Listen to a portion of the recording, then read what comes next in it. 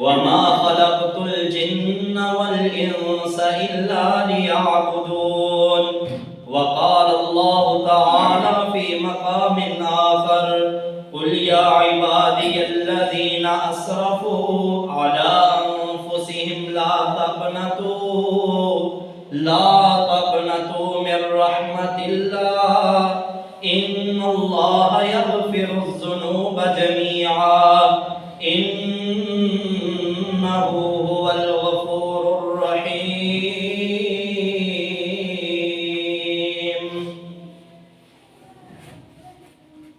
ہر قسم کی حمد و ثنا اللہ مالک الملک کے لیے، درود و سلام بے شمار و لاتعداد تاجدار مدینہ سرور قلب و سینہ حضرت محمد رسول اللہ صلی اللہ علیہ وسلم کی ذات اقدس پر بے شمار اللہ کی رحمتیں ہوں، صحابہ رضوان اللہ علیہم اجمعین، تابعین، تبع تابعین اور محدثین پر۔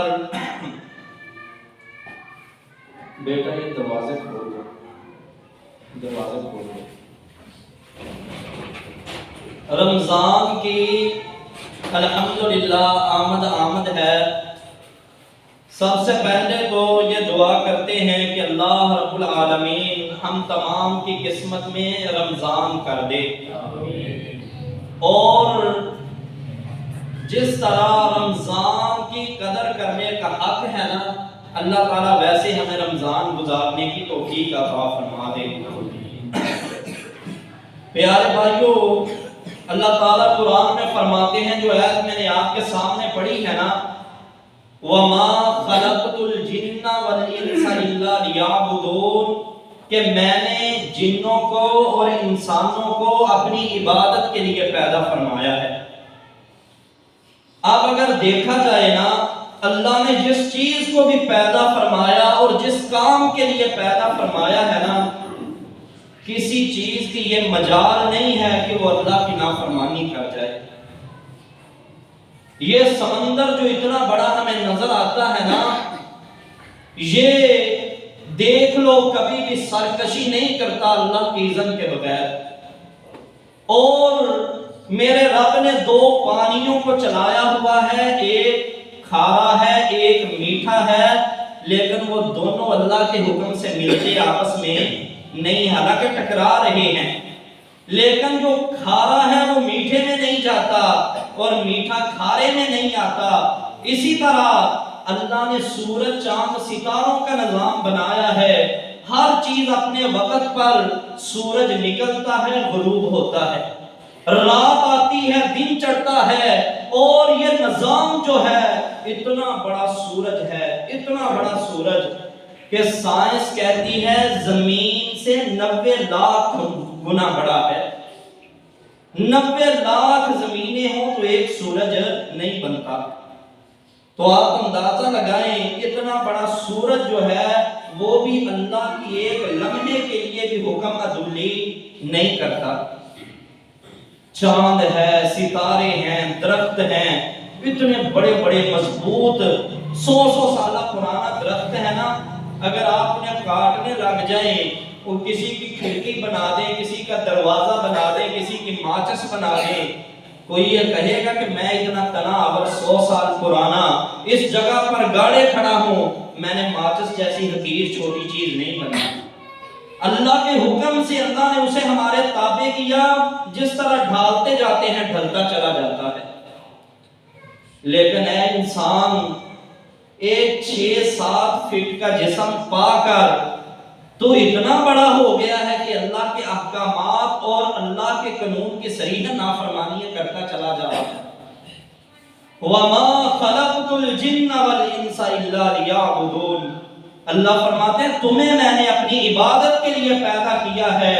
پیارے بھائیوں، آج اس جمعے کے اندر رمضان آنے سے پہلے ہم نے اپنی عبادتوں کو ٹھیک کرنا ہے انشاءاللہ۔ یہ تحیہ کرنے، ارادہ کرنے کہ اللہ رمضان سے پہلے ہم تیرے فرما بردار بندے بن جائیں گے انشاءاللہ۔ گناہ، خطا ہر انسان سے ہوتی ہے، بلکہ نبی علیہ السلام نے فرمایا حدیث کل بنی آدم خطاء وخیر الخطائین التوابون، آدم کا ہر بیٹا خطا کار ہے، لیکن بہترین خطا کار وہ ہے جو گناہ کے بعد اللہ کی طرف رجوع کر لیتا ہے، جو گناہ کے بعد شرمندہ ہو جاتا ہے، نادم ہو جاتا ہے، توبہ کر لیتا ہے۔ میں نے 2-4 احادیث نبی علیہ السلام کی عبادت میں شوق اور صحابہ رضوان اللہ علیہم اجمعین کا شوق کس قدر تھا، یہ آپ کے سامنے رکھتا ہوں، پھر ہم اپنی زندگی کو دیکھتے ہیں۔ حضرت حذیفہ رضی اللہ تعالیٰ عنہ، صحیح بخاری کی یہ روایت ہے، فرماتے ہیں میرا دل چاہا کہ میں نے آج نبی علیہ السلام کے ساتھ رات کی نماز پڑھنی ہے۔ کون سی نماز؟ رات کی نماز۔ تو کہنے لگے میں نبی علیہ السلام کے ساتھ قیام کرنے کے لیے گیا، مسجد میں گیا تو نبی علیہ السلام قیام فرما رہے تھے، میں بھی ساتھ کھڑا ہو گیا جا کر، تو نبی علیہ السلام نے سورۃ البقرہ شروع کی ہوئی تھی، تو آقا علیہ السلام بڑے ہی، جیسے اللہ نے فرمایا وَرَتِّلِ الْقُرْآنَ تَرْتِيلًا، کہ قرآن کو ترتیل کے ساتھ ٹھہر ٹھہر کر پڑھیں۔ کہتے ہیں اللہ کی قسم نبی علیہ السلام سے بہترین مثال میں نے ترتیل کی نہیں دیکھی، بڑے ہی آہستہ آہستہ۔ اور پھر فرماتے ہیں کہ آقا علیہ السلام جب رحمت کی ایات سے گزرتے نا تو اللہ سے رحمت کا سوال کرتے، عذاب کی ایات سے گزرتے تو ٹھہر جاتی، اللہ سے پناہ مانگتے اللہ کے عذاب سے، اور جب تسبیحات کی ایات سے گزرتے سبحان اللہ الحمدللہ یہ پڑھتے۔ میں نے سوچا کہ آقا علیہ السلام 100 آیات پڑھیں گے، لیکن نبی علیہ السلام آگے بڑھ گئے، یہاں تک کہ چلتے چلے گئے، پارہ مکمل ہو گیا، دوسرا پارہ مکمل ہو گیا۔ میں نے یہ خیال کیا کہ نبی علیہ السلام یہ سورۃ البقرہ مکمل کریں گے، لیکن آقا علیہ السلام نے سورۃ البقرہ مکمل کر کے آگے سورۃ آل عمران شروع کر دی۔ آپ اندازہ لگائیں 2.5 پاروں کی سورۃ البقرہ ہے، آگے آل عمران شروع کر دی نبی علیہ السلام نے۔ فرماتے ہیں آقا علیہ السلام کا انداز ترتیل کا یہی رہا، آہستہ آہستہ ٹھہر ٹھہر کر پناہ اور اللہ سے ثواب کی امید سوال کرتے ہوئے آگے بڑھ رہے ہیں، یہاں تک کہ میں نے سوچا سورۃ آل عمران بھی مکمل کریں گے، لیکن نبی علیہ السلام نے آل عمران مکمل کر کے آقا نے سورۃ النساء بھی شروع کر دی۔ اب سورۃ آل عمران 4تھے پارے کے اینڈ پر مکمل ہوتی ہے۔ نبی علیہ السلام کا یہ 1 رکعت کا قیام ہے، عبادت میں شوق دیکھیے۔ نبی علیہ السلام نے جب سورۃ النساء بھی پڑھنی شروع کی تو نبی علیہ السلام نے سورۃ نساء بھی مکمل کی 6 پارے میں، جہاں 1 پاؤ ہوتا ہے نا وہاں سورۃ النساء مکمل ہوتی ہے۔ 5.25 پاروں کا قیام آقا علیہ السلام کا 1 رکعت کا ٹھہر ٹھہر کر، اور ساتھ اللہ سے سوال بھی کرتے ہیں، پناہ بھی مانگتے ہیں، تسبیحات بھی کرتے ہیں۔ پھر نبی علیہ السلام نے رکوع فرمایا، رکوع بھی اتنا لمبا، جتنا لمبا 5 پاروں کا قیام کیا تھا نا اتنا لمبا ہی نبی علیہ السلام نے رکوع فرمایا۔ فرماتے ہیں پھر کھڑے ہوئے آقا علیہ السلام بولنے کے لیے سمیع اللہ لمن حمیدہ، تو وہ بھی بڑا لمبا۔ پھر سجدہ کیا، سجدہ بھی نبی علیہ السلام کا اتنا ہی لمبا تھا جتنا لمبا قیام تھا۔ 5.25 پاروں کے برابر رکوع کیا، اتنا لمبا ہی نبی علیہ السلام نے سجدہ فرمایا۔ فرماتے ہیں یہ نبی علیہ السلام کی نماز تھی کہ آقا علیہ السلام جب نماز پڑھتے تو پاؤں مبارک سوج جایا کرتے تھے۔ بعض دفعہ ایسے ہوتا اتنی نبی علیہ السلام لمبی نماز کر دیتے کہ آقا علیہ السلام کے مبارک ریشم جیسے نرم پاؤں جو تھے وہ مترنم ہو جاتے، پھٹ جایا کرتے تھے، خون بہنا شروع ہو جاتا۔ پیارے بھائیو، آج ہم تو فرض نماز بھی اچھی طرح ادا نہیں کر پاتے۔ قاری صاحب 15 منٹ لگا دینا فرض نماز پر، لوگ چیم گوئیاں کرنا شروع کر دیتے ہیں۔ لو جی، قاری کو تو کوئی کام نہیں ہے، ہم نے تو جا کر کام کرنے ہوتے ہیں۔ اتنی لمبی نماز پڑھا دیا، اور کئی لوگوں سے میں نے سنا ہے، ایک ساتھی کو میں نے دعوت دی نماز پڑھنے کیوں نہیں آتے؟ کہنے لگا قاری صاحب آپ نماز ہی بڑی لمبی پڑھاتے ہیں. انا للہ و انا الیہ راجعون. اگر صحابہ کا یہ ذوق ایمان نبی علیہ السلام سے کہا گیا اللہ کے رسول صلی اللہ علیہ وسلم آپ اتنی لمبی نماز پڑھتے ہیں، آپ پہ تو کوئی گناہ بھی نہیں ہے، آپ کے تو اللہ رب العالمین نے سرزنش ہلکی سی خطا جو ہے وہ بھی جو ہو چکی ہیں یا ہونے والی ہے اللہ نے ساری کی ساری معاف فرما دی. پھر اتنے لمبے لمبے قیام، راتوں کو رونا، داڑھی کا بھیگ جانا، میرے نبی علیہ السلام کے دامن کا تر ہو جانا، جس جگہ پر سجدہ کیا ہے زمین کا پانی اور آنسو آلود ہو جانا. اللہ کے رسول اتنی مشقت کیوں؟ فرمایا انہو کان عبدا شکورا، جس رب نے میری سرزنش کو بھی معاف کر دیا ہے کہ میں اس رب کا شکر گزار بندہ نہ بن جاؤں. کبھی ہم نے سوچا پیارے بھائیوں، میری مائیں بہنیں بھی سن رہی ہیں، جس اللہ نے ہمیں دیکھنے کے لیے آنکھ دی ہے، سننے کے لیے کان دیے ہیں، بولنے کے لیے زبان دی ہے، ہاتھ پاؤں دیے ہیں، صحت و سلامتی والا جسم عطا کیا ہے، اور بیماریوں سے مبرہ اللہ نے ہمیں اولاد عطا کر دی ہے. وگرنہ کتنے لوگ واللہ ایسے ہیں پیدا ہوتے ہی جاتا ہے بچہ، وہ بیچارے ہسپتالوں میں لیے پھرتے ہیں، ہسپتالوں کی ٹھوکریں کھاتا کھاتا وہ بچہ اللہ کو پیارا ہو جاتا ہے. کتنے بچے ایسے ہیں کہ جو ماں کے رحم سے باہر نہیں آ پاتے، 4 ماہ کا حمل، 7 ماہ کا حمل، 8 ماہ کا حمل ضائع ہو جاتا ہے، اولاد کے منہ کو ترستے ہیں. اگر اللہ نے ہمیں یہ نعمتوں سے نوازا ہے، والدین کی نعمت، خاندان کی نعمت، عزت کی نعمت، دین کی نعمت، ہدایت کی نعمت، نبی علیہ السلام کی امت میں ہونے کی نعمت، دین اسلام پر عمل پیرا ہونے کی نعمت، یہ ساری نعمتوں کو صحیح سلامت جسم کی نعمت سے نوازا. یہ ساری نعمتوں کو سوچ کر کبھی 2 نفل بھی ہم نے ادا کیے ہوں اس نیت سے کہ اس نبی کا امتی ہوں میں جس نبی نے ساری زندگی امت کو یہ پیغام دیا ہے انہو کان عبدا شکورا، میں اللہ کا شکر گزار پھر بندہ کیوں نہ بن جاؤں.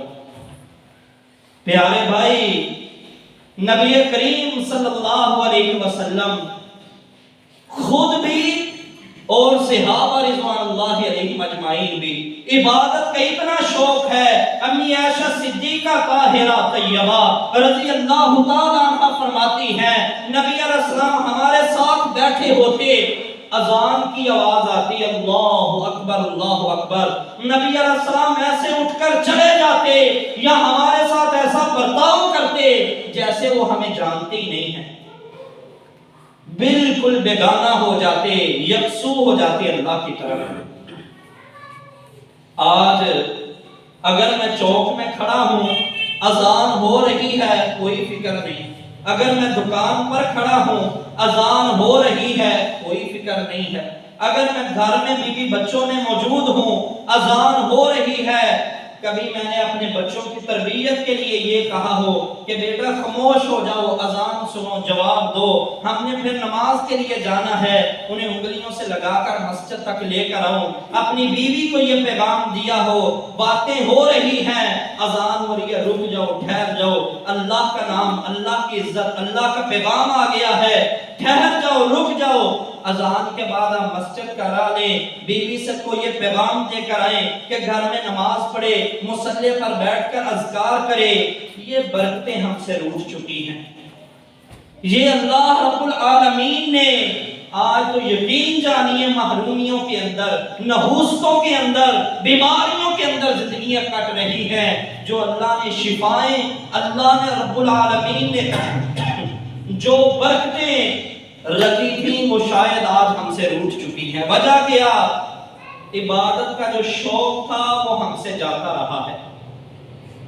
نبی علیہ السلام جب نماز کے لیے کھڑے ہوتے، ایک تیسری روایت آقا علیہ السلام میں شوق عبادت، اللہ کے سامنے گریہ زاری کرنا، یہ انداز تھا رسول اللہ صلی اللہ علیہ وسلم کا. جب اللہ کے سامنے کھڑے ہوتے نا تو سینے سے اس طرح کی آوازیں آتی جیسے ہنڈیا ابل رہی ہے. ہنڈیا کے ابلنے جیسی آوازیں اللہ کے ڈر اور خوف کی وجہ سے آتی تھی. پیارے بھائیوں، آج روز نہیں تو یہ دعا مانگا کرو، اللہ کبھی کبھی ہمیں نماز میں ایسی لذت عطا فرما دے کہ ہماری آنکھوں میں بھی آنسو آ جائیں۔ نبی علیہ السلام نے فرمایا 2 آنکھیں ایسی ہیں جن پر اللہ نے جہنم کی آگ کو حرام کر دیا ہے۔ 2 آنکھوں کو اللہ کبھی بھی جہنم کی آگ میں نہیں جھونکے گا۔ ایک آنکھ وہ ہے جو اللہ کے ڈر کی وجہ سے روئی، تنہائیوں میں بیٹھا یا دوستوں میں بیٹھا، اللہ کے ذکر ہوا، اللہ کی بات ہوئی، اس بندے کے دل میں اللہ کا خوف آیا، آنکھوں میں آنسو جاری ہو گئے۔ ایسی آنکھ کو اللہ کبھی بھی جہنم میں نہیں جانے دے گا۔ اور دوسری وہ آنکھ جو اللہ کے راستے میں جا کر پہرا دیتی ہے، اللہ ایسی آنکھ کو بھی جو اللہ کے راستے میں جاگتی ہے جہنم میں نہیں ڈالے گا۔ اللہ ہمیں اپنے خوف کی وجہ سے رونے والے بنا دے، اللہ ہمارے دل کو اپنی محبت اور اپنے ڈر سے بھر دے۔ پیارے بھائیوں، نبی علیہ السلام اور صحابہ میں شوق عبادت کتنا۔ نبی علیہ السلام صحیح بخاری کی یہ روایت ہے، ایک مرتبہ گھر میں آئے، بنو اسد قبیلے کی ایک عورت تھی جو امی عائشہ صدیقہ طاہرہ طیبہ رضی اللہ تعالی عنہا کے پاس بیٹھی تھی۔ نبی علیہ السلام نے فرمایا عائشہ یہ کون ہے؟ اللہ کے رسول صلی اللہ علیہ وسلم، یہ وہ عورت ہے جو ساری رات جاگتی ہے، یہ سوتی نہیں ہے، ساری رات اللہ کے ڈر خوف کی وجہ سے جاگتی ہے۔ نبی علیہ السلام نے فرمایا اے بی بی اتنا مشقت کر جتنا تیرا جسم برداشت کر سکے، اتنا نہ جاگا کر، تو عمل کرتی ہوئی تھک جائے گی لیکن اللہ اجر دیتا ہوا نہیں تھکے گا۔ تو اللہ کے نبی کے صحابہ کتنا زیادہ عمل کرتے۔ حضرت سلیمان فارسی رضی اللہ تعالیٰ عنہ کا نام آپ نے سنا ہے، یہ وہ سلیمان فارسی ہیں جن کے بارے میں جامع ترمذی کی روایت ہے، طبقات ابن سعد میں بھی آتی ہے۔ نبی علیہ السلام نے فرمایا جنت دعا کرتی ہے اللہ سلیمان کو میرے اندر بھیج دے۔ اور بھی صحابہ کے نام یہ وہ سلیمان فارسی ہے کہ جو فارس سے چلا تھا، غلام بنتا، بکتا بکاتا، لوگوں کی خدمت کرتا، راہبوں کی خدمت کرتا مدینے تک آیا تھا۔ نبی علیہ السلام کی اس نے نشانیوں کو دیکھ کر اسلام قبول کیا، اللہ نے 125 سال عمر عطا فرمائی۔ 70 سال کی عمر میں سیدنا سلمان فارسی جو ہے مسلمان ہوتے ہیں، پھر صرف مسلمان نہیں ہوئے، قرآن کے قاری بھی بنتے ہیں، حدیث کے عالم بھی بنتے ہیں۔ یہ لوگوں کا جو تھا نا ایک یعنی کہ بات، اب تو یہ بڑے ہو گئے ہیں، اب زبان موٹی ہو گئی ہے، قرآن پڑھا نہیں جاتا۔ سلیمان فارسی رضی اللہ تعالیٰ عنہ نے 70 سال کی عمر میں مسلمان ہو کر لوگوں کا یہ ہیلا بہانہ بھی ختم کر دیا۔ قرآن کے قاری بھی ہیں، حدیث کے عالم بھی ہیں، اصحاب صفا کے اندر چبوترے پر بیٹھ کر تعلیم حاصل کرنے والے، جن کے بارے میں نبی علیہ السلام نے فرمایا کہ سلیمان جو ہے یہ خیر والا آدمی ہے۔ اور حضرت سلیمان فارسی کا نا نبی علیہ السلام نے مواقعات حضرت ابو درداء کے ساتھ قائم کی تھی۔ ایک دفعہ اپنے بھائی کو ملنے کے لیے گئے، شوق عبادت دیکھنا، تو دیکھا ابو درداء رضی اللہ عنہ کی بیوی میلے کچیلے کپڑے پہنے ہوئے ہیں، بال بھی نہیں سوارے، اس وقت ابھی پردے کا حکم نازل نہیں ہوا تھا، یہ شروع اسلام کی بات ہے جب مواقعات قائم کی، تو بال بھی پراگندہ ہیں۔ تو کہنے لگے بہن تو شوہر والی ہے، تو نے یہ اپنی کیسی حالت بنا رکھی ہے؟ تو فرمانے لگے حضرت ابو درداء کی بیوی ام درداء رضی اللہ تعالیٰ عنہ، وہ فرمانے لگی کہ آپ کے جو شوہر ہیں، جو میرے شوہر ہیں، آپ کے جو بھائی ہیں، میری طرف تو التفات بھی نہیں کرتے، سارا دن وہ روزہ رکھتے ہیں، ساری رات وہ نماز میں لگے رہتے ہیں۔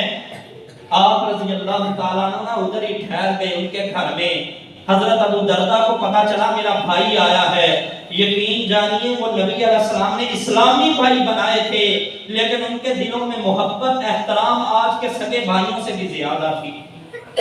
وہ نبی علیہ السلام نے نا اسلامی بھائی بنائے تو بعض نے تو بعض کا ہاتھ پکڑا، بھائی یہ میرے دو باغ ہیں ایک آپ کا ہوا، میرے دو گھر ہیں ایک آپ کا ہوا، یہ میری دو بیویاں ہیں ایک کو تم پسند کر لو، لٹے پھٹے آئے ہو، مال و متاع پاس نہیں ہے، میں طلاق دے دیتا ہوں، وہ عدت گزارنے کے بعد اس سے نکاح کر لینا۔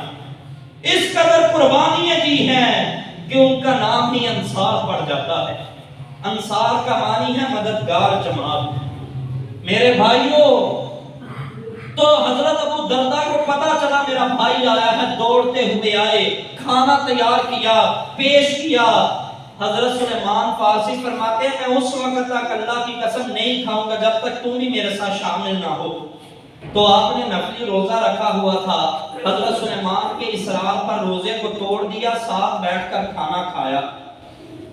تو اسی طرح اس سے یہ مسئلہ بھی ثابت ہوا کہ اگر دعوت کی شدت ہو تو انسان اپنا نفلی جو روزہ ہے وہ توڑ سکتا ہے۔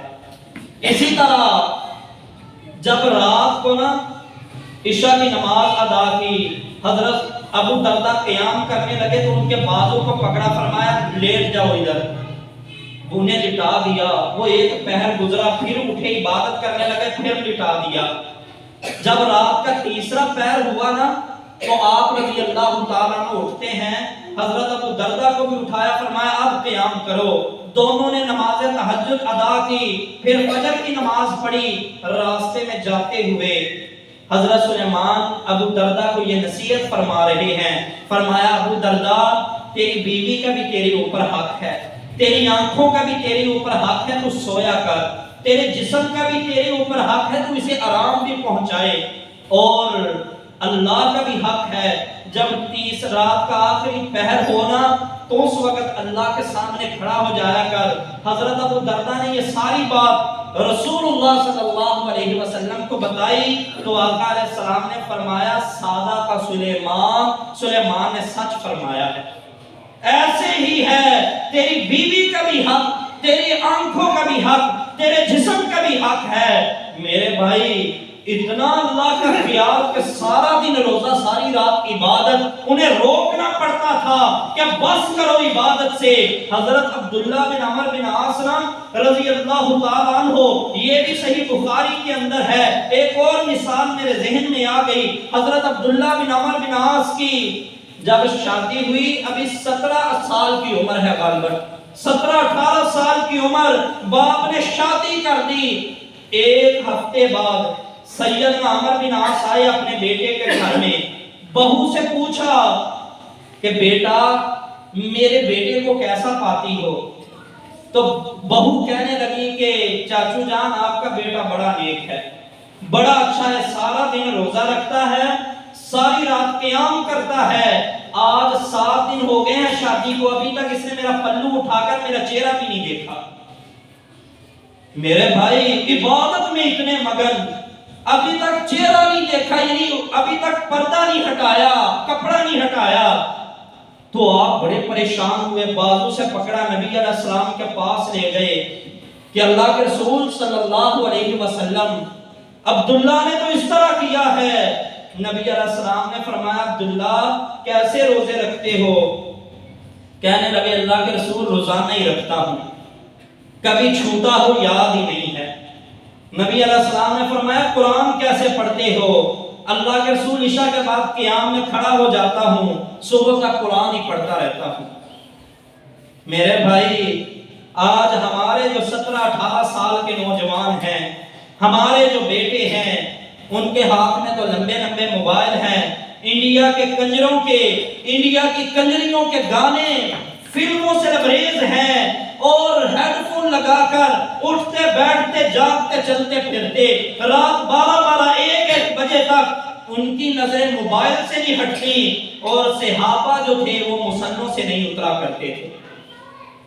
میرے بھائی آج ہم نے غور کرنا ہے ایک طرف ہماری عبادت ہے کہ فرض نماز بھی پوری نہیں ہے، کبھی پڑھ لی کبھی چھوڑ دی، 2 پڑھ لی 3 چھوڑ دی، 3 پڑھ لی 2 چھوڑ دی، کبھی کبھی کیا اکثر ناگے رہتے ہیں۔ ایک صحابہ ہے فرماتے ہیں یاد ہی نہیں ہے کہ روزہ کب سے نہیں رکھا میں نے، کب سے چھوٹا ہے، رکھتا ہی چلا جاتا ہوں۔ نبی علیہ السلام ناراض ہوئے، فرمایا تیری آنکھیں دھنس جائیں گی اندر کو، جسم کمزور ہو جائے گا، صرف مہینے کے 3 روزے رکھا کر، ایام 20 کے روزے رکھا کر، تو 3 روزے رکھے گا اللہ تجھے پورے مہینے کا ثواب عطا فرما دے گا۔ آپ جانتے ہیں نا قرآن کہتا ہے کہ جو بندہ ایک نیکی کرتا ہے فَلَهُ عَشْرُ أَمْثَالِهَا، ہم اسے 10 گنا عطا فرماتے ہیں۔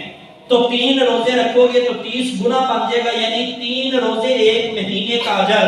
نبی علیہ السلام نے فرمایا جو بندہ ایک مہینے میں 3 روزے رکھتا ہے اللہ کے ہاں وہ ایسے جیسے اس نے کبھی روزہ چھوڑا ہی نہیں ہے۔ تو پیارے بھائی آج اس سنت سے میں بھی اور آپ بھی بڑا پیچھے ہیں۔ مہینے میں 3 روزے، کبھی جمعرات اور پیر کا یا ایام 20 کے یہ روزے رکھ لیا کریں، اللہ کے ہاں انشاءاللہ ایسے ہو جائیں گے جیسے کبھی روزہ افطار ہی نہیں کیا۔ اللہ ہمیں توفیق عطا فرما دے۔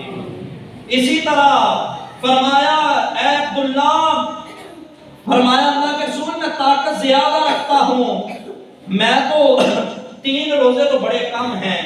نبی علیہ السلام نے فرمایا پھر داؤد علیہ السلام جیسے روزے رکھا کر۔ داؤد علیہ السلام ایک دن روزہ رکھتے تھے، ایک دن افطار کرتے تھے، اور جب میدان جہاد میں جاتے تھے تو کبھی دشمن کو پیٹھ نہیں دکھائی داؤد علیہ السلام نے۔ فرمایا یعنی بہادر بھی اتنے تھے، روزے بھی ایسے رکھتے، ایک دن رکھا ایک دن چھوڑا، بندہ کہتا ہے کمزوری ہو جائے گی، لیکن ساتھ ہی نبی علیہ السلام نے داؤد علیہ السلام کی بہادری کو بھی بیان کیا۔ فرمایا بہادر ایسے تھے، کبھی بھی دشمن کو پیٹھ نہیں دکھائی داؤد علیہ السلام نے۔ حضرت عبداللہ رضی اللہ تعالیٰ عنہ کا طرز زندگی بھی ہمارے سامنے ہے، کتنا شوق، اس قدر زیادہ شوق اور ذوق کہ آپ رضی اللہ تعالیٰ عنہ ساری رات اللہ کے سامنے کھڑے رہتے قیام میں، سارا دن روزہ رکھتے۔ پیارے بھائیوں آج ہمیں ضرورت ہے، رمضان قریب آ رہا ہے، ہم اپنی عبادتوں کو صحیح کریں، ہم اپنی عبادت کو صحیح کریں۔ اور اسی طرح نبی کریم صلی اللہ علیہ وسلم کے ایک صحابی ہیں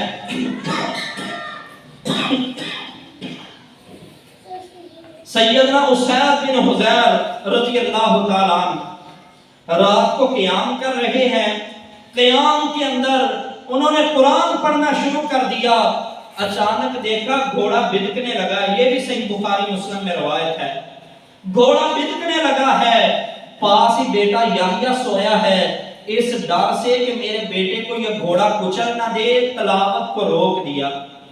جب تلاوت کو روکا نا گھوڑے نے بدکنا چھوڑ دیا، پھر پڑا، پھر بدکا، پھر رکے، پھر جو گھوڑا ٹھہر گیا رک گیا، پھر پڑھنا شروع کیا، گھوڑے نے تیسری مرتبہ بھی بدکنا شروع کر دیا، نماز کو مختصر کیا، سلام پھیر کر اوپر دیکھا ایک نور تھا جو آسمان کی طرف اٹھ رہا تھا، نبی علیہ السلام کو بتایا تو آقا علیہ السلام نے فرمایا اسید تو قرآن پڑھ رہا تھا، اللہ کے فرشتے تیرا قرآن سن رہے تھے، اگر تو پڑھتا رہتا آسمان کے فرشتے تیرا قرآن سنتے رہتے، اور مدینے کے لوگ جب صبح اٹھ کر نماز کے لیے آتے تو سارے لوگ فرشتوں کو دیکھ لیتے۔ میرے بھائیوں یہ صحابہ کی اداؤں پر جو فرشتے ہیں ایسے محسوس ہوتا ہے جیسے وہ بھی عاشق تھے۔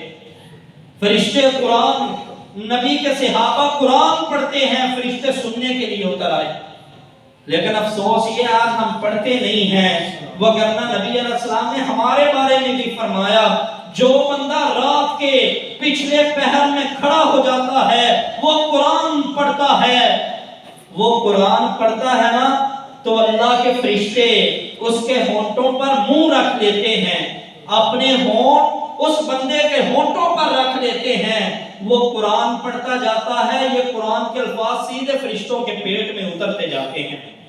اللہ ان قرآن کے الفاظ کو ہی فرشتوں کی خوراک بنا دیتا ہے۔ لیکن آج ہم قرآن کو پڑھتے ہی نہیں ہیں۔ میرے بھائیوں، پہلے نمبر پر ہم اپنی نماز کو سیدھا کریں، نماز سنت کے مطابق پڑھیں۔ صلو کما رأیتمونی اصلی، لوگوں نماز ایسے پڑھو جیسے مجھے پڑھتے ہوئے دیکھا ہے۔ یہ رسول اللہ صلی اللہ علیہ وسلم کا فرمان ہے۔ آج ہم نے دیکھنا ہے کیا میری نماز، میرا تشہد، میرا رکوع، میرا سجدہ، میرا قیام یہ نبی علیہ السلام کے قیام جیسا، آقا کے رکوع جیسا میرا رکوع ہے، نبی کے قومے جیسا میرا قومہ ہے، نبی کے سجدے جیسا میرا سجدہ ہے، نبی علیہ السلام کے تشہد جیسا میرا تشہد ہے کہ نہیں؟ احادیث کی کتب آپ پڑھتے چلے جائیں، حدیث کے مطابق اپنی نماز کو ڈھالتے چلے جائیں۔ صحیح بخاری یا صحیح مسلم شروع کر لیں، جو نماز کا طریقہ ان میں ہے اپنی نماز کو ویسے ہی شروع کر دیں۔ باقی احادیث کا میں نے نام اس لیے نہیں لیا کہ باقی احادیث کی کتابوں میں ضعیف روایتیں بھی ہیں، مرسل روایت بھی ہے، شاذ روایتیں بھی ہیں، منکر روایتیں بھی ہیں، من گھڑت اور موضوع روایتیں بھی ہیں۔ یہ ساری روایات کو ایک حدیث کا جو طالب علم ہے، جس نے زندگی لگائی ہے، رجال کا علم پڑھا ہے، وہ تو جان سکتا ہے۔ عامی لوگ جو ہیں وہ صحیح بخاری اور مسلم کو پڑھتے جائیں، جیسی رسول اللہ کی نماز ہے صلی اللہ علیہ وسلم، ویسا اپنی نماز کو کرتے چلے جائیں۔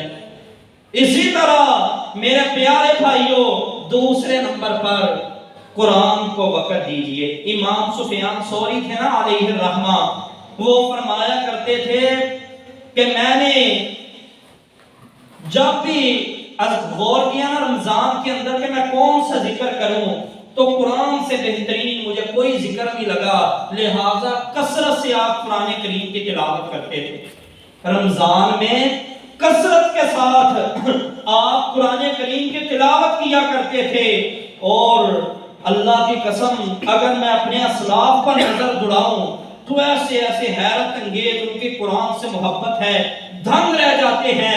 امام شافعی علیہ الرحمہ رمضان میں 60 قرآن مکمل کیا کرتے تھے۔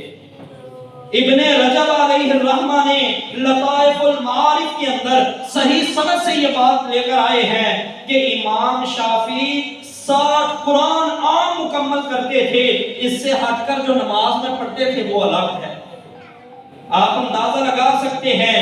اسی طرح امام قتادہ علیہ الرحمہ جو سیدنا ابن عباس کے شاگرد ہیں، امام اکرمہ اور امام مجاہد کے جو کلاس فیلو ہیں، تینوں نے اکٹھا علم حاصل کیا ہے صحابہ سے۔ امام قتادہ علیہ الرحمہ کبار تابعین میں سے ہیں، وہ عام دنوں میں 6 دن میں قرآن مکمل کرتے تھے، جب رمضان آتا تو ہر 2 دن میں 1 قرآن مکمل کرتے، اور جب آخری عشرہ آتا تو ہر دن اور رات میں 1 قرآن مکمل کرتے تھے، یعنی ہر روز آخری عشرے کے اندر قرآن مکمل کرتے۔ اسی طرح اور دیگر ائمہ کے طریقے ہمارے سامنے ہیں۔ امام اسود علیہ الرحمہ، آپ علیہ الرحمہ کے بارے میں آتا ہے رمضان کے ہر دن میں قرآن مکمل کرتے تھے۔ اسی طرح امام جو حافظ ابن عساکر ہیں علیہ الرحمہ، آپ رمضان کے اندر ان کے بارے میں آتا ہے ایک دن کو قرآن مکمل کرتے، ایک رات کو مکمل کرتے، اتنا کثرت سے قرآن پڑھتے تھے۔ اگر اس طریقے کو دیکھیں نا کہ ایک دن میں مکمل ایک رات کو مکمل، تو انسان دھنگ رہ جاتا ہے کہ سوتے کب ہوں گے، اتنا زیادہ قرآن کریم کی تلاوت۔ تو پیارے بھائیوں، رمضان آ رہا ہے، قرآن کو زیادہ پڑھیں، اللہ کی عبادت زیادہ کریں۔ رمضان آنے سے پہلے پہلے قرآن پر غور کریں۔ آپ کو پتا ہو کہ ہم اس مسجد میں تراویح پڑھتے ہیں، قاری صاحب نے یہ حصہ قرآن کا پڑھنا ہے، اس کے ترجمے پر غور کریں۔ یا قاری صاحب جو خلاصہ اگر آپ کی مسجد میں بیان ہوتا ہے، پھر تو سونے پر سہاگا، خلاصہ توجہ سے سنیں۔ آپ کے علم میں ہونا چاہیے قرآن میں اللہ نے کیا چیز کو بیان کیا ہے، اور آج ہم کتنا عمل کر رہے ہیں، کتنا سمجھ رہے ہیں، کتنا سیکھ رہے ہیں قرآن کریم کو۔ قرآن کریم کو زیادہ وقت دیں۔ قرآن کریم اللہ رب العالمین کی بڑی عظیم کتاب ہے. عام دنوں میں اگر اس کا ایک حرف پڑھے تو اللہ 10 نیکیاں عطا فرماتا ہے، اور رمضان کے اندر تو نیکیوں کا اجر کئی گنا بڑھا دیا جاتا ہے. یعنی کہ عام دنوں میں اگر انسان عمرہ کرے تو عمرے کا اجر، صحیح بخاری کی روایت ہے، اور رمضان کے اندر انسان اگر عمرہ کر لے صرف حج کا اجر نہیں، نبی علیہ السلام نے فرمایا ایسے ہے جیسے میرے ساتھ مل کر حج کیا ہو. رمضان میں عمرہ کرنے کا یہ اجر ہے کہ جیسے نبی علیہ السلام کے ساتھ مل کر حج کیا ہو. دعا ہے اللہ رب العالمین ہمیں بھی رمضان کے اندر اپنے گھر کی زیارت نصیب فرما دے. آئیے رمضان کے اندر یہ اس بات کا بھی یہ 2-3 منٹوں میں مختصر میں آپ کے ذہنوں میں ایک بات دینا چاہتا ہوں، ایک بات چھوڑنا چاہتا ہوں کہ پیارے بھائیوں، گناہ تو ہر انسان سے ہوتے ہیں. رمضان آنے سے پہلے گناہوں سے توبہ کریں. اگر ہماری زندگی میں کوئی گناہ بہت زیادہ اصرار کے ساتھ آیا ہوا ہے نا، انسان بعض دفعہ ارادہ کرتا ہے میں نے یہ گناہ نہیں کرنا، آئندہ نہیں میں یہ کروں گا. داڑھی انسان نے منڈواتا ہے، وہ کہتا ہے آئندہ نہیں منڈواؤں گا. شیطان پھر اس بندے کو ورگلاتا ہے، وہ داڑھی منڈوانا شروع کر دیتا ہے. داڑھی رکھ لیں. اسی طرح کوئی بندہ اگر اور کوئی گناہ ہے، کاروبار کے اندر ناپ تول میں کمی ہے، حرام ہے، یا اسی طرح تجارتوں کے اندر سود کا لین دین ہے، ایسا کوئی کاروبار ہے، تو پیارے بھائیوں آپ اپنے معاملات کو بہتر جانتے ہیں. اللہ کے لیے رمضان آنے سے پہلے توبہ کر لیں. یہ آپ خوش قسمت ہیں کہ اللہ نے آپ کی زندگی میں آپ کو پھر رمضان جیسی نعمت عطا فرمائی ہے. ہمارے اسلاف تو 6 ماہ یہ دعا کرتے تھے اللہ ہمیں رمضان نصیب کر دے. رمضان نصیب ہو جاتا، رمضان کے اندر جی بھر کے عبادتیں کرتے، ریاضتیں کرتے، قرآن کی تلاوتیں کرتے، پھر 6 ماہ یہ دعا کرتے کہ اللہ جو ہم نے تیری عبادت کی ہے، قیام کیا ہے، روزے رکھے ہیں، یہ قبول فرما لے. تو اس طرح میرے بھائیوں ہم بھی محنت کریں، گناہوں سے توبہ کریں. تیسری بات یہ ہے کثرت کے ساتھ ذکر اذکار کریں. رمضان کے اندر سنت اور فرائض پر غور کریں، عبادت کے طریقوں کو سنت کے مطابق کریں، قرآن کثرت سے پڑھیں، گناہ ہو گئے ہیں تو توبہ کریں، ذکر اذکار زیادہ کریں. اسی طرح اگر میرے بھائیوں انسان جو ہے روزہ رکھ کے وہ فضولیات کرتا رہے نا، ایسے ہی الٹی سیدھی باتیں، جدھر بیٹھا ہے بس دنیا کی گپ شپ لگاتا رہتا ہے، کوئی فکر ہی نہیں ہے میرا روزہ ہے. نبی علیہ السلام نے فرمایا لوگوں تمہاری زبان کا بھی روزہ ہے، آنکھ کا بھی روزہ ہے، کان کا بھی روزہ ہے، تمہارے دل کا بھی روزہ ہے، ایک ہاتھ اور پاؤں کا بھی روزہ ہے. تو آنکھ کا غلط استعمال نہیں کرنا، زبان سے غلط جملے نہیں بولنے، غلط سوچ نہیں سوچنی، کینہ اور حسد دل میں نہیں پالنا، ہاتھ سے غلط کام نہیں کرنے، پاؤں سے غلط طرف چل کر نہیں جانا. یہ ساری کی ساری جو باتیں ہیں میرے پیارے بھائیوں، ہمارے ایک ایک عضو کا روزہ ہوتا ہے. تو اپنے روزے کو پوری دیانتداری اور امانت داری سے رکھیں. جب آپ روزے کو صحیح روزہ سمجھ کر رکھیں گے تو ہر چیز کا اجر فرشتے لکھتے ہیں، لیکن روزے کا اجر اتنا زیادہ ہے، اللہ فرماتے ہیں فرشتوں روزے کا اجر تم لکھ نہیں سکتے، اب میرے اور میرے بندے کے درمیان سے ہٹ جائیں، اس نے روزہ میرے لیے رکھا ہے، اس کا اجر بھی میں ہی عطا کروں گا. اتنا زیادہ اجر ہے روزے کا. لہذا روزے کو ضائع نہ ہونے دیں. روزہ رکھا پوری توجہ کے ساتھ اور پورے اخلاص کے ساتھ اسے نبھائیں، اسے وفا کریں. انشاءاللہ پھر قیامت کا دن ہوگا، رمضان تیرے لیے اللہ کے حضور شفاعت کر کے تجھے جنت میں لے جائے گا. اور اگر تو نے قرآن کو پڑھا، قرآن کو سمجھا، قرآن بھی تیری شفاعت کرے گا، تیرا ساتھی بن جائے گا. اتنے سخت دن میں تیرے سر پر سایہ کر کے یہ بھی اللہ کے حضور شفاعت کر کے تجھے جنت میں لے جائے گا. نبی کی سنتوں کے ساتھ وفا کی، آقا علیہ السلام کے طریقے کو اپنائے رکھا، تو یاد رکھنا آقا علیہ السلام جیسا وفادار کوئی ہو سکتا ہے؟ نبی علیہ السلام اس دن جس دن بیٹا باپ سے دور ہو جائے گا، باپ بیٹے کو چھوڑ دے گا، میاں بیوی ایک دوسرے سے منہ پھیر لیں گے، اس دن بھی نبی علیہ السلام اللہ کی عرش کے ساتھ سجدہ ریز ہو کر ربی امتی الاپ رہے ہوں گے۔ آقا علیہ السلام بھی تیری شفاعت کر کے انشاءاللہ تجھے جنت میں لے جائیں گے، لیکن کب؟ جب سنتوں کا پاس رکھا تو نے، لیکن اگر اپنی من مرضیاں کرتا رہا، نبی علیہ السلام کی سنتوں کو پس پشت ڈالتا رہا، پھر آقا علیہ السلام تجھے دیکھنا بھی گوارا نہیں کریں گے، تجھے دیکھ کر فرمائیں گے سحقن لمن غیر آبادی، دفع ہو جا، میری آنکھوں سے دور ہو جا، میرے چلے جانے کے بعد میرے دین کا حلیہ بگاڑ دیا تو نے۔ قرآن کو پڑھنا ہے، قرآن کو سمجھنا ہے، اگر قرآن کو نہ پڑھا قبر میں پہلی ضرب فرشتہ تیرے سر پر لگائے گا اور ساتھ یہ کہے گا لا تلیتا ولا تلیتا، اے ظالمان، دنیا میں اللہ نے تجھے دیکھنے کے لیے آنکھیں دی تھی، پڑھنے کے لیے زبان دی تھی، غور و فکر کرنے کے لیے عقل دی تھی، تو نے نہ قرآن کو پڑھا نہ قرآن کو سمجھا، ایسی گرز لگائیں گے تیرے سر پر۔ نبی علیہ السلام نے فرمایا مٹی کے ذروں کی طرح تو بکھر جائے گا، اور اتنا بھاری وہ گرز ہوگا سارے جن اور انسان مل کر بھی اسے اٹھانا چاہیں تو اٹھا نہیں سکتے۔ صحیح ابن حبان کی روایت ہے۔ اور اگر رمضان سے تو نے بے وفائی کی نا، 2-4 منٹ پہلے جس نے روزہ افطار کر دیا، آقا علیہ السلام نے فرمایا مجھے دکھائے گئے وہ لوگ الٹے لٹکے ہوئے ہیں، ان کی باچھوں کو گدی تک چیرا جاتا ہے، ایک گدی تک ایک باچھ کو چیرا جاتا ہے، وہ چیختا چلاتا ہے، پھر دوسری باچھ کو چیرا جاتا ہے، خون اس کے منہ سے ٹپک رہا ہے۔ میں نے کہا یہ کون بد نصیب ہے؟ اللہ کے رسول یا آپ کی امت کے وہ لوگ ہیں جو روزہ رکھتے تھے اور وقت سے پہلے افطار کر دیتے تھے۔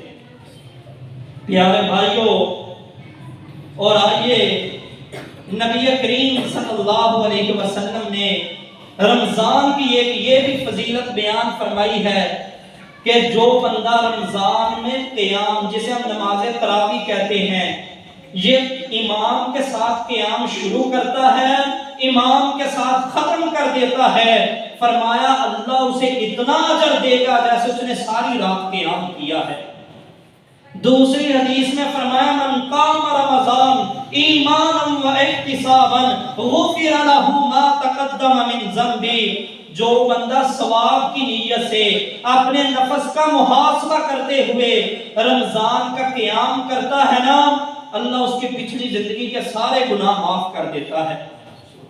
تو رمضان کا قیام، صحیح بخاری کے اندر یہ روایت ہے، نبی علیہ السلام نے رمضان میں جو 3 دن تراویح پڑھائی ہے، رمضان میں بھی غیر رمضان میں بھی آقا علیہ السلام نے 11 رکعت پڑھی ہیں۔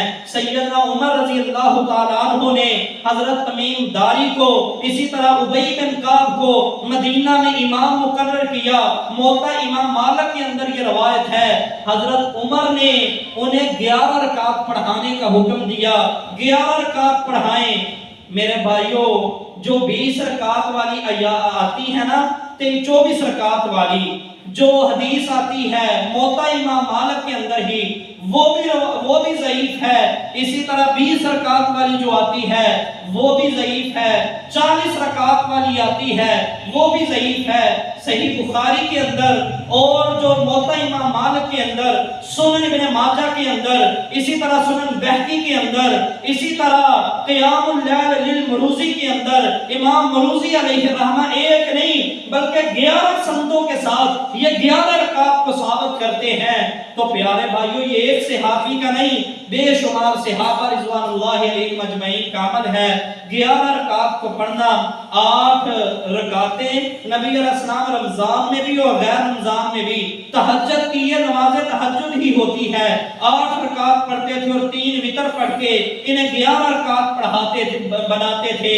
تو میرے بھائیوں، اس کسی بھائی کو اگر دلائل دیکھنے ہوں، آپ کو وقت بہت اوپر ہو گیا ہے، وگرنہ میں آپ کے سامنے کوئی 10-12 دلائل رکھنے تھے، لیکن وقت نے اجازت نہیں دی تو جو بھائی دیکھنا چاہے میں اس بات کا امین ہوں، امانت ہے میرے پاس، یہ نبی علیہ السلام کا منبر، یہاں پر کھڑے ہو کر اللہ کی قسم خیانت کرنا یہ زیب نہیں دیتا، یہ کوئی عام انسان